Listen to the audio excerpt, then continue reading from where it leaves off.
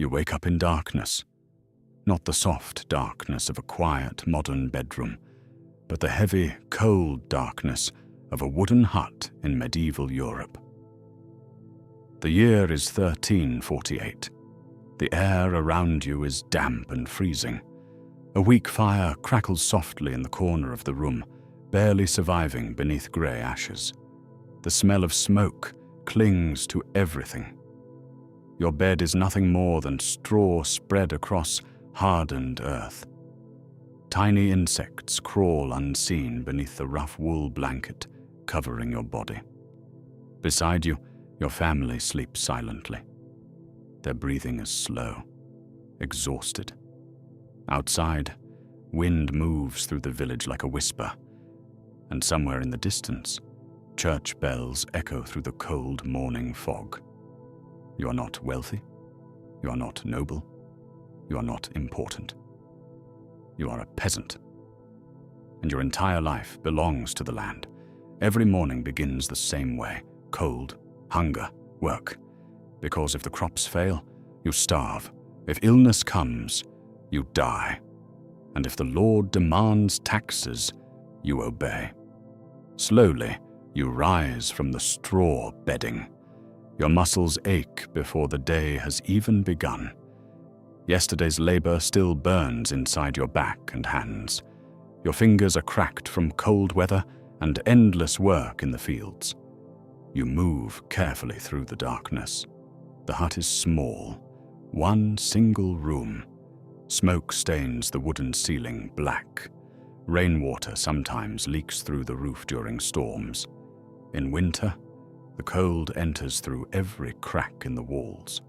Animals are often brought inside during freezing nights. A pig, chickens, perhaps even a goat.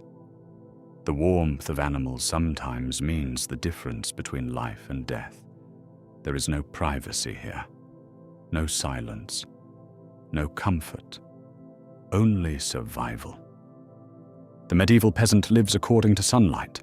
There are no clocks here, no alarms, no weekends, only seasons, weather, and work. Before sunrise, the village slowly begins to wake. Doors creak open.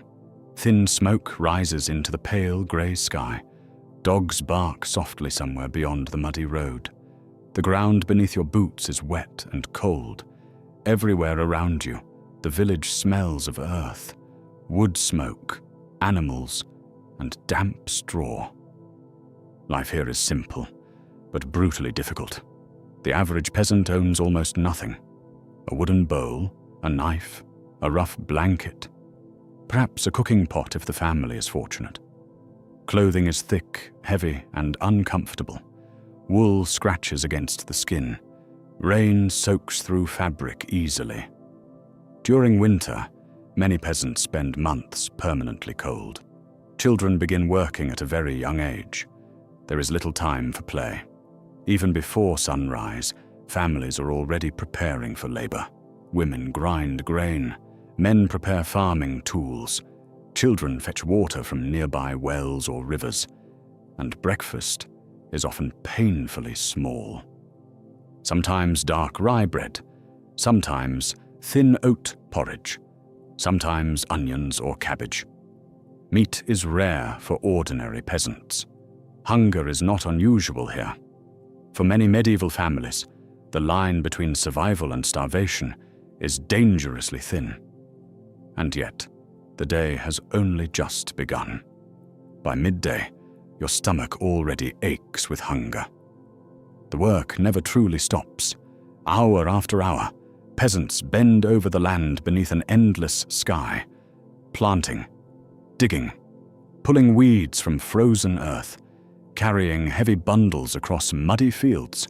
The body grows tired quickly, but exhaustion means very little here, because survival depends on labor. Most medieval peasants survive on simple foods: dark bread, porridge, cabbage, turnips, onions, sometimes beans. Clean water is not always safe to drink.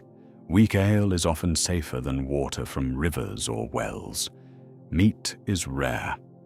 For many families, meat appears only during special celebrations or religious festivals. A chicken might feed an entire family. A pig could represent months of survival through winter. And winter is feared by everyone. As the cold months arrive, food supplies begin shrinking rapidly. Bread becomes harder. Soup becomes thinner.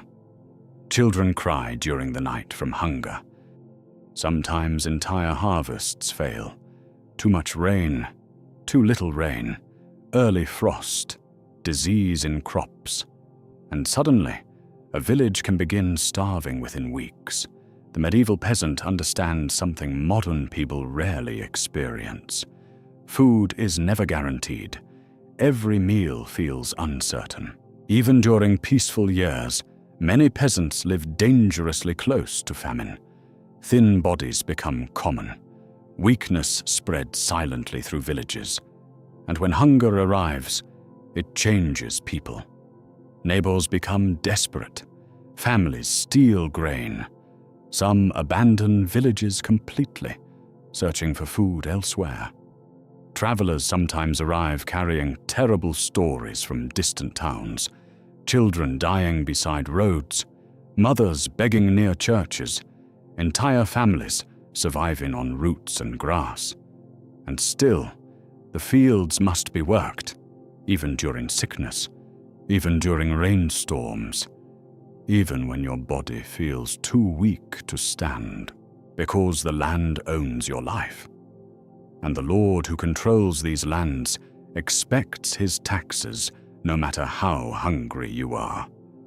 Some peasants work nearly every daylight hour during harvest season.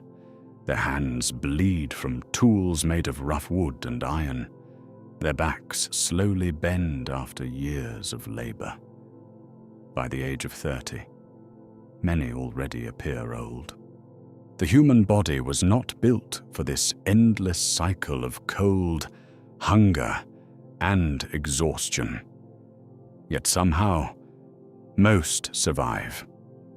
For now, as the grey afternoon sky darkens above the fields, another fear slowly enters the minds of the villagers. Not hunger, not winter, but disease. Because in medieval Europe, illness can arrive silently, and once it enters a village, it rarely leaves quietly. Night falls slowly over the village. The last traces of sunlight disappear behind dark forests and distant hills. Cold wind moves gently between the wooden homes. Somewhere nearby, a baby begins crying softly in the darkness. Inside the huts, small fires flicker weakly against smoke-blackened walls. Families gather close together for warmth. And yet, despite the quiet atmosphere of the evening, fear is everywhere. Because medieval life is surrounded by disease, the village itself is far from clean. Animals wander freely through muddy streets. Waste collects beside homes. Water is often contaminated, and illness spreads quickly in places like this. A fever, a cough, an infected wound, any of these can become a death sentence. For medieval peasants, death is not rare. It is part of everyday life. Children die young. Women die during childbirth. Men die from injuries, hunger, or disease. And most people never fully understand why. There are no antibiotics, no hospitals as we know them today, no understanding of bacteria or viruses, only prayers, herbal remedies, and fear. Sometimes entire villages become silent within weeks, especially during the years of plague. By the middle of the 14th century, the Black Death begins spreading across Europe. At first, the stories seem impossible to believe. Travelers speak of towns filled with corpses, church bells ringing endlessly, mass graves dug outside city walls. Then one day, the sickness arrives near your village. people whisper about swollen black marks appearing on skin. Victims develop fevers so intense they can barely stand. Many die within days. Some families lock themselves inside their homes. Others flee into forests or distant countryside. But escape is difficult. The plague moves silently, relentlessly, and medieval peasants are completely defenseless against it. Soon, death becomes part of the landscape itself. Carts carrying bodies move slowly through muddy roads. Churchyards overflow. The smell of smoke and sickness fills the cold air. And through all of this, life somehow continues. The fields still need harvesting. Animals still need feeding. Children still wake hungry in the morning. Even during catastrophe, the peasant cannot stop working, because survival leaves no choice. Late at night, lying once again on your straw bed, you listen to the wind outside your fragile wooden home. You wonder quietly if tomorrow will be your last day alive. And somewhere beyond the darkness, church bells begin ringing once more. For medieval peasants, fear doesn't end with death, because beyond sickness, beyond famine, beyond endless labor, there is another fear greater than all the others. The fear of God, the fear of sin, and the fear of eternal punishment. The village grows silent beneath the darkness of night. Only the sound of wind moves softly through the narrow paths between homes. Smoke rises slowly into the cold sky. Somewhere far away, an owl calls from the forest. Inside the small wooden huts, peasants kneel beside weak candlelight, praying, because in medieval Europe, religion is not simply part of life. It is life itself.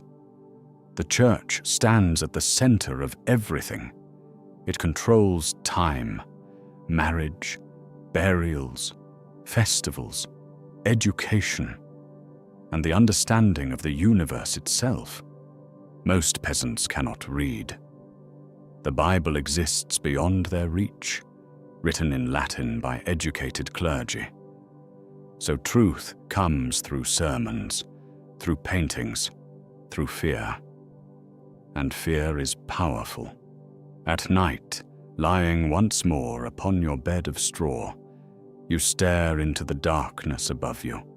The fire has almost disappeared now. Your body aches from labor. Your stomach remains only half full. Cold air slips quietly through the wooden walls. And yet, despite all the suffering, life continues tomorrow.